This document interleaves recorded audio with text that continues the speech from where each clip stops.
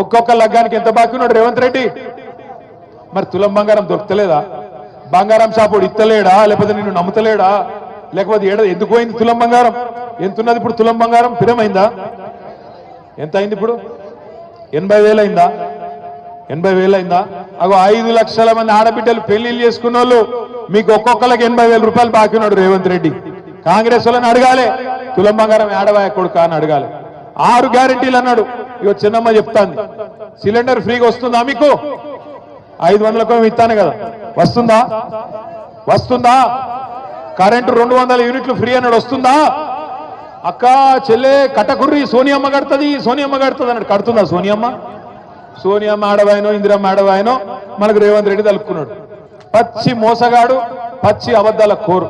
నిజంగా ఇవాళ రాష్ట్రం లెవెల్ మీదన్నా 420 చీటింగ్ కేసు పెట్టాలంటే మా ఆడబిడ్డలను కోరుతున్నా నేను. 100 రోజుల్లో ఇస్తా అని చెప్పి సంవత్సరం అయినా ఇయ్యనందుకు మొత్తం ఆడబిడ్డలు పెట్టాలి రేవంత్ రెడ్డి మీద చీటింగ్ కేసు, రాహుల్ గాంధీ మీద పెట్టాలి చీటింగ్ కేసు, కాంగ్రెస్ వాళ్ళ మీద పెట్టాలి గ్యారెంటీలు అని చెప్పి మాట దానినందుకు కేసులు పెట్టాలి. ఇక మనం కేసులు పెట్టినా పోలీసు వాళ్ళు ఉన్నారా ఇడ? ఇక పోలీసు వాళ్ళకి దరఖాస్తు ఇచ్చినా వాళ్ళు తీసుకోరు పాపం. వాళ్ళు ఏం చేస్తారు? రేవంత్ రెడ్డి మళ్ళీ ట్రాన్స్ఫర్ చేస్తాడో ఉల్టా ఏమన్నా చేస్తాడో వాళ్ళ భయం. కాబట్టి మీరు కేసు పెట్టినా వాళ్ళు తీసుకోరు. అందుకే మనం ఒక్కటే పని చేయాలి. ఏం చేయాలి? ఓట్లప్పుడే సురుకు పెట్టాలి. మళ్ళా ఓట్లకు వస్తారు, ఎక్కువ దూరం లేదు. చేవెళ్లలో తొందరలోనే ఎమ్మెల్యే ఎన్నిక కూడా మళ్ళా కాబోతున్నది, ఉప ఎన్నిక కాబోతున్నది. మీరు గెలిపించిన ఎమ్మెల్యే మీరు కేసీఆర్కే ఓటేసిర్రు, ఓటేసి గెలిపించిర్రు.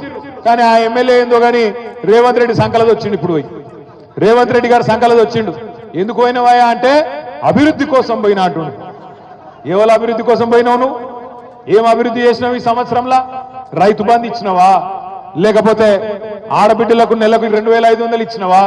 తులం బంగారం ఇచ్చినవా? చదువుకునే పొలగాళ్ళకు స్కూటీలు ఇచ్చినవా? నువ్వు ఇచ్చిన మాట ఒక్కట నిలబెట్టుకున్నావా? ఏం అభివృద్ధి అయింది ఈ సంవత్సరంలో? ఉన్నది వీకింది. కాబట్టి నేను అంటున్నా, రేపు ఎలక్షన్ వస్తుంది. ఎలక్షన్ వచ్చినప్పుడు చేవెళ్ళ మాత్రమే కాదు, రాష్ట్రంలో 10 మంది ఎమ్మెల్యేలు ఎవరైతే పార్టీ మారినరో 2025 సంవత్సరంలోనే ఆ ఎలక్షన్ కూడా వస్తుంది. మీ చేవెళ్ళ ఉప ఎన్నిక కూడా వస్తుంది. బుద్ధి చెప్దామా కాంగ్రెస్ పార్టీకి? చెప్దామా వద్దా?